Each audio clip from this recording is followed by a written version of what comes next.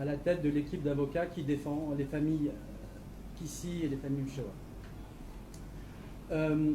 J'ai la particularité d'être assez sensibilisé aux dossiers internationaux et aux questions et aux problématiques relatives aux droits de l'homme et au droit pénal international.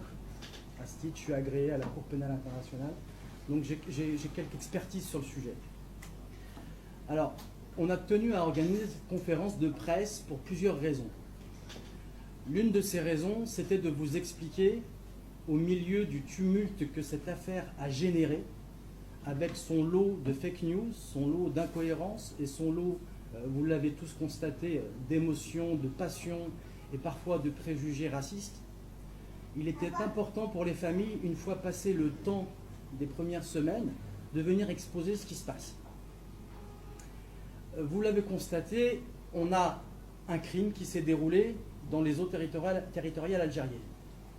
Nous avons déposé plainte à Paris pour délocaliser l'affaire, ce qui a entraîné 2 heures après, et après 5 jours de mutisme, la production d'un communiqué de presse du ministère de la Défense algérien qui a inventé, brodé une histoire de refus d'obtempérer. Notez le cynisme de la position du ministère de la Défense, puisque 2 mois auparavant, le même gouvernement osait pour la première fois s'immiscer dans les affaires intérieures françaises pour dire qu'on ne devait pas tuer quelqu'un après un refus d'obtempérer. Rappelez-vous l'affaire qui a donné lieu aux émeutes du mois de juillet. Aujourd'hui, ils ont fait fi de tout ça et ils se sont lancés dans cette pseudo-excuse de refus d'obtempérer dont j'aurai un mot à dire plus tard. Qu'est-ce que recherchent aujourd'hui les familles? Les familles recherchent 2 choses. D'abord la vérité, et après la justice.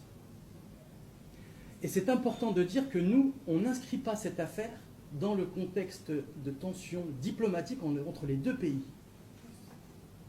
C'est évidemment lié, c'est corrélé, mais ne nous disons pas que c'est causé par cela. Et la quête des familles